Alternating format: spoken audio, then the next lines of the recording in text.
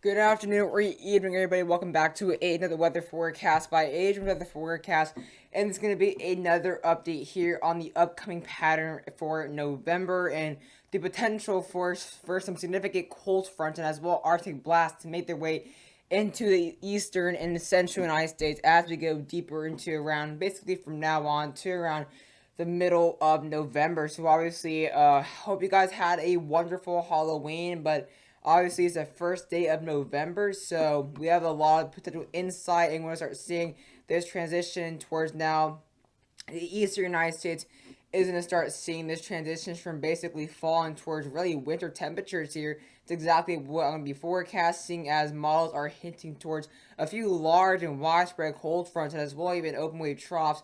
So you definitely watch out for the possibility for some snowstorms and as well wintry air to become more frequent across the eastern United States in the next 10 or ish days. But without further ado, let's get in the video. So first thing I want to show you guys is the latest GFS 12Z, looking at the overall 2 meter temperature anomaly. So obviously right now we are seeing some cold air. Actually, that cold front I was talking about a few days ago before Halloween, there's that main part of the cold front across the western United States. Obviously, we saw some really good mounts, or we saw some really good snow overnight into portions of Nebraska and even portions of Wyoming from that really deep cold air we saw. Look at last night, we had some really deep cold air yesterday, and it's going to continue to transition in towards today. Going to be seeing some really cold air and some wintry type weather across much of the central United States, and allow for that kind of high pressure to stay rather weak across the Carolinas. Going to bring some drier weather and warmer weather. But let's now transition towards the weekend here. This cold is going to really make its way towards the eastern United States there. Look at that. By Saturday, seeing some widespread cold air across much of the overall eastern United States with a pretty large high pressure setting in place there. That's going to bring in some really warm conditions and dry conditions across the western United States as we get towards the weekend. But going to see some really cold air actually in our potential our first freezing or below freezing temperatures and a potential first frost for a portion of the deep southeast. I'm actually going to have a race on Saturday morning, but look at Thursday, well below average across the southeast. So we're talking about around 8 to 12, even maybe 15 degrees below average. My high on Thursday is actually 47 degrees, so we are not getting out of the 40s.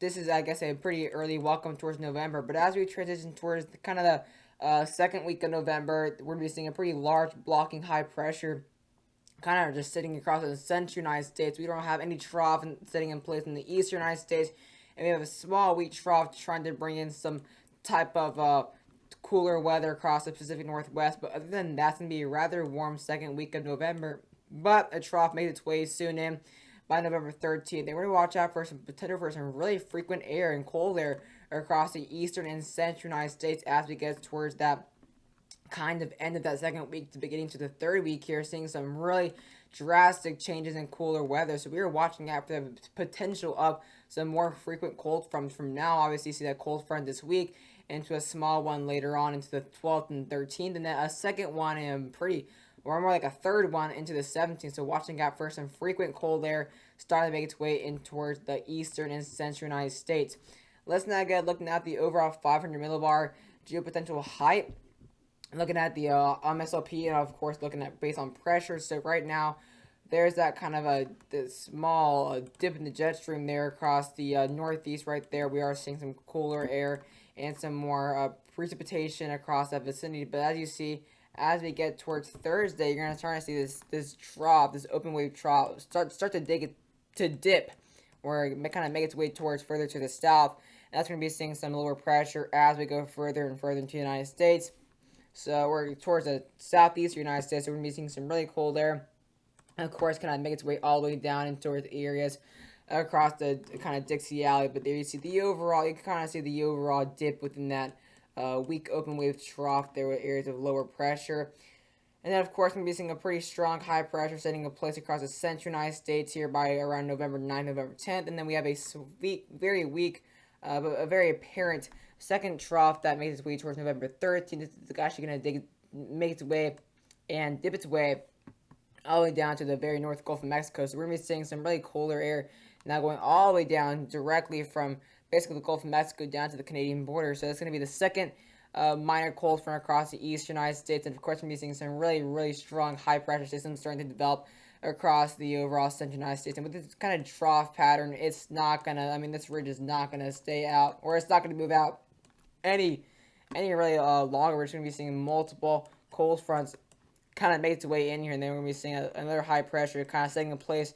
That's gonna allow for some kind of warmer weather across the very far northeast Gulf or very far northeast coast. But look, as the second trough makes its way, I mean, look at this. This thing is really, really strengthened, a really strong trough, a very apparent trough.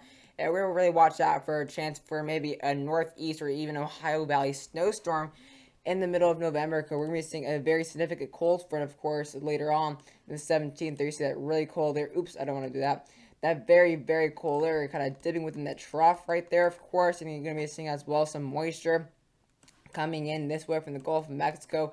So definitely going to be watching out for the Ohio Valley and northeast and even portions of the Appalachian Mountains as we transition to November, because this pattern is really, really change from kind of a rather warm October towards now potentially a really, really cold welcoming in the first few days of November, then a slight warm up, and then another big cool down. I mean, highs are not going to get on the 40s across the deep south, and they're going to be seeing some 20s across Georgia. I'm actually, like I said, I'm gonna get into the low 30s and even upper 20s. So it's definitely a pretty big transition from basically or an early fall type weather, kind of the last days of October, towards a basically dead of winter temperatures. And then, of course, it's going to stay that towards really Sunday. And that's going to be a very minor trough here, but it's going to be a pretty big deal. It's going to be a very, very significant trough right here. So definitely going to watch out for maybe really, really, really significant cool down across the middle of November, around the beginning of the third week here. So it's going to definitely be very interesting. Like I said, we have a pretty large cold front, of course, specifically across the day, where we have the lowest areas of below average temperatures. And that's exactly where we have some snow setting up across North Platte and areas across near Lincoln, Nebraska.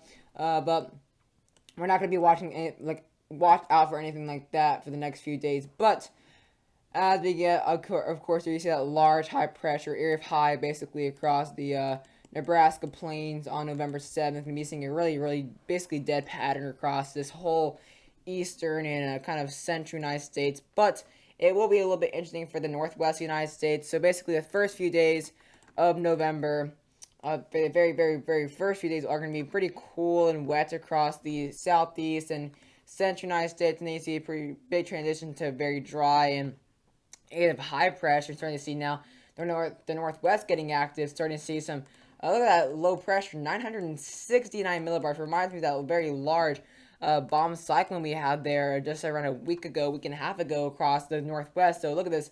Now the pattern is going to get really active across the northwest. We see a pretty good trough making its way there. Open wave trough can be seen as well. Maybe some really cold air making its way. And then, of course, it's going to be leading to a very dry eastern and central United States pattern. But looking at a really good snowstorm there November 9th.